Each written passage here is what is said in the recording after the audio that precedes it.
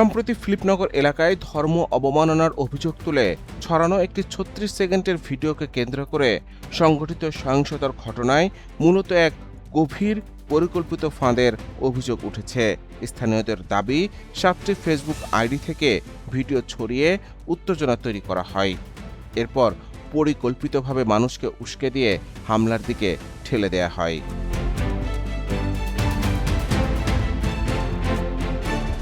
ভিডিওটি ছড়ানোর কয়েক ঘন্টার মধ্যেই পুরো এলাকায় উত্তেজনা ছড়িয়ে পড়ে এবং শেষ পর্যন্ত দরবারে ভয়াবহ হামলার ঘটনা ঘটে।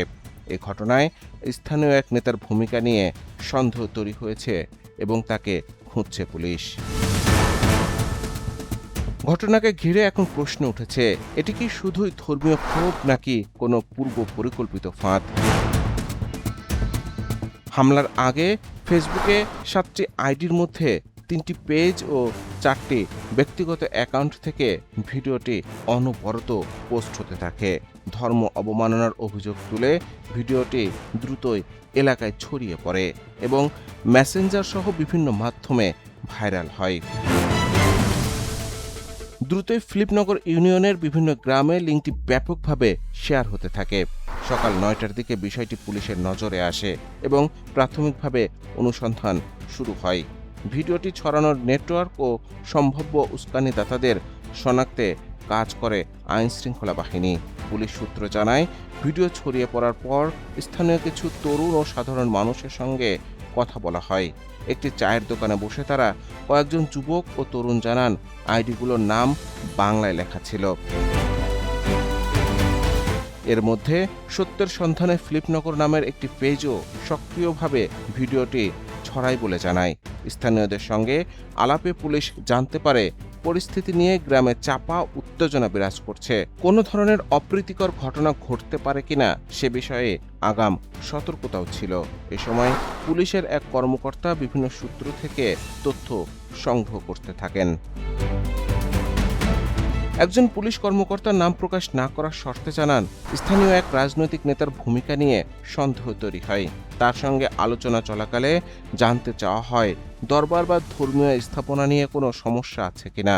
প্রথমে ওই নেতা কোনো বিরোধ নেই বলে জানান, তবে আসরের নামাজের পর মুসল্লিদের নিয়ে বৈঠকের কথা বলেন। পরে পুলিশের সন্দেহ ঘনীভূত হলে তাকে সরাসরি পরিকল্পনা সম্পর্কে জিজ্ঞাসাবাদ করা হয়। তিনি বারবার দাবি করেন বৈঠক দরবারে নয়, অন্যত্র হবে। এদিকে পুলিশের একাধিক টিম এলাকায় টহল ও নজরদারি বাড়ায়।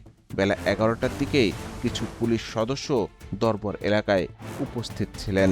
এরপর বেলা 2টা 36 দিকে শতাধিক মানুষ লাঠিসোঁটা নিয়ে আকস্মিকভাবে দরবারে হামলা চালায়। প্রত্যক্ষদর্শীদের মতে হামলাকারীদের মধ্যে মাদ্রাসার শিক্ষার্থীদেরও দেখা গেছে। ভাঙচুর, অগ্নিসংযোগ, আতঙ্কে পুরো এলাকা মুহূর্তে উত্তপ্ত হয়ে ওঠে। পুলিশ আগেই টহলে থাকলেও হামলার সময় তাৎক্ষণিকভাবে পরিস্থিতি নিয়ন্ত্রণ কঠিন হয়ে পড়ে। পুলিশের এক উপপরিদর্শক জানান, ৭টি আইডির মধ্যে অন্তত 2টির অ্যাডমিন শনাক্তের অগ্রগতি রয়েছে। একই সঙ্গে হামলা ও ভাঙচুরের ঘটনায় অন্তত 15 থেকে 18 জনকে শনাক্ত করা হয়েছে। খুলনা রেঞ্জের অতিরিক্ত ডিআইজি শেখ জয়নুদ্দিন ঘটনাস্থল পরিদর্শন করে জানান, ধর্ম অবমাননা যেমন অপরাধ, তেমনি সহিংসতা, হত্যা, ভাঙচুরও গুরুতর অপরাধ। আইনের মাধ্যমে সব ঘটনার সুষ্ঠু তদন্ত ও বিচার নিশ্চিত করা হবে।